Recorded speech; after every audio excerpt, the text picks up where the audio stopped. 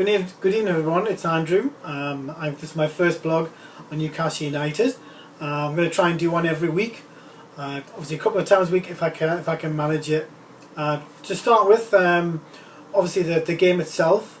The preamble to the game was really a bad taste in the mouth with regards to Johan Cabaye not playing, because I must admit, even when the bid came in of £10 million, you know, insulting bid on every level you can imagine, as Alan Pardew accepted that, even though the bid went in, I did 100% think he was going to play. I must admit, I did. I didn't think anything of it. I didn't think there would be a reason why he wouldn't play, unless there's no excuse for it. I must admit, I was absolutely gobsmacked.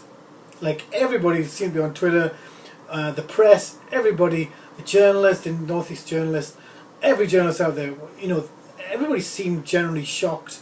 And it's funny, Steve Wraith, a pal of mine, seemed to find out from one guy, the representatives, before anybody else, that news was filtering through.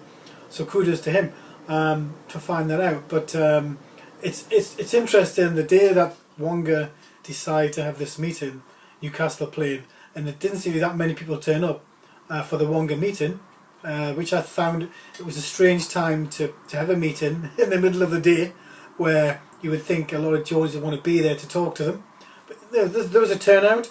Representatives from council were there, and they made their views very clear. But obviously with the game, I saw the team being put out there, and it's, you know, obviously it's the same team as last season. There's nobody in there that's going to go at Man City, because Man City, let's be fair, are a fantastic team. Like, you almost knew from the start, because they've got such mobile forwards that would take away our defenders into places they don't want to go, and that's so it proved. So 2-0 down, you know, getting killed, and then Stephen Taylor does schwack to one of their players. And when you look at it, it's clear red card. I love Stephen Taylor, I must admit, he's a Geordie. You know, the problem is we haven't got enough in there. We haven't got enough English people in there, British players. You know, the fundamental setup of Newcastle is wrong. You know, a lot of people, you know, we've had so many foreign players in that team, and when you're 2-0 down, with the Kevin Nolans, the Andy Carrolls, like, they could have, you know, there would have been a fundamental, you know, together as one. You know, if we're going to lose, we're going to lose, but we're going to lose with a bit of heart, and that to me is not in the team. And we continue to buy French players. Even tonight we're being linked with 2 more players. With regards to the performance, best said nothing about it, because it was truly terrible.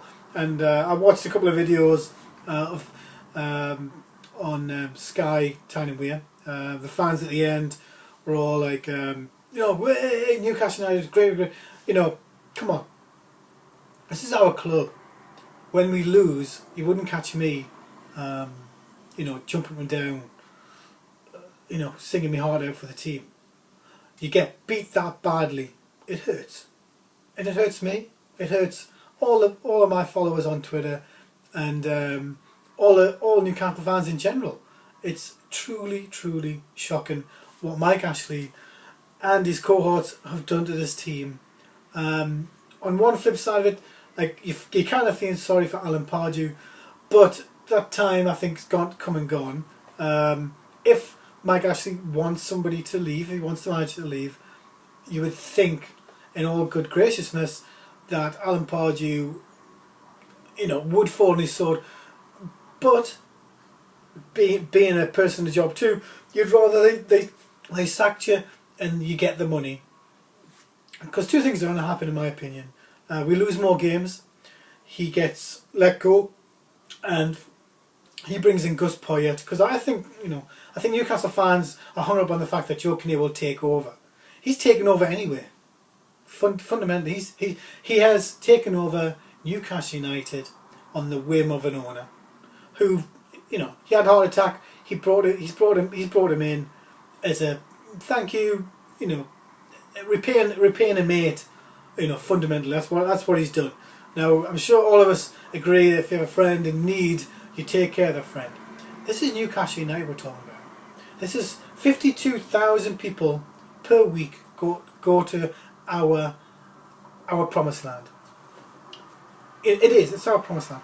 So when you see something happening arbitrarily from an owner who just doesn't get it, you know, there has to be something has to happen from somewhere.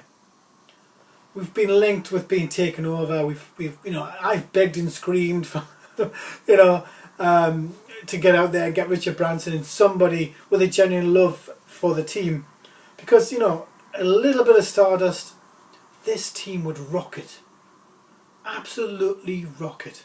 And I'm not talking about, would it take a mega billion-dollar company taking over? Possibly, but look at Man City. I used to support Man City, my second team. As soon as they got taken over, all that money, I didn't want to know. The thing is, Newcastle United is such a big club, and it's the way things are going. We're being humiliated daily, and I'm even you know, you start to turn on people. Even like I listen to TalkSport, Radio Newcastle, kind of every day just to listen, and you know, you don't get anything really from them because they don't know anything that's going on in the club, but they push themselves as the media outlet of Newcastle United.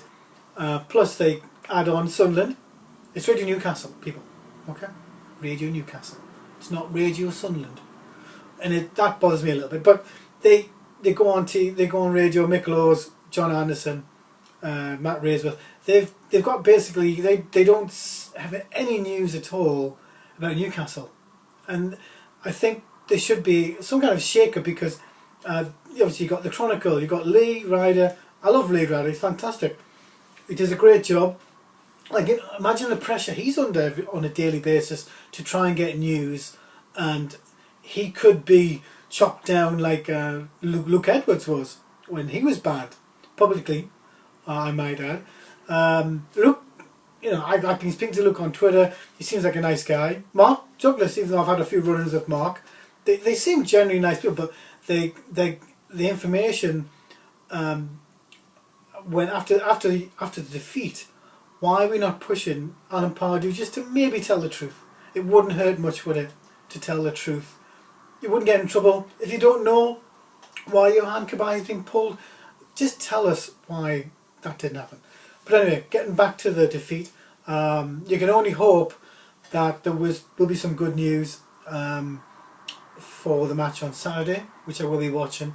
You just hope, as a Newcastle fan, that eventually somebody will decide to take a punt on us and, you know, decide that 52,000 people cannot be wrong daily. My thought was today, as it's getting so bad, is why not just go to the ground, stand outside the ground at 3 o'clock, walk in. Stay outside the ground, silently, mingle together, talk to each other. I'm talking about 52,000 people. It's just an idea. We haven't got a boycott. We can go in there and boycott. We don't have to drink the drink, which, you know, we like a drink. Even I go there, I have a coffee. That's just me. But why not just not buy anything in the establishment? I mean, betting, gambling, whatever you want to do, drink. Just don't buy anything. Currently, Wonga have lost £4 million because we're not giving them the money in the club. Let's start. Let's make a difference. Let's give something back to the fans. I think we deserve it. Thank you.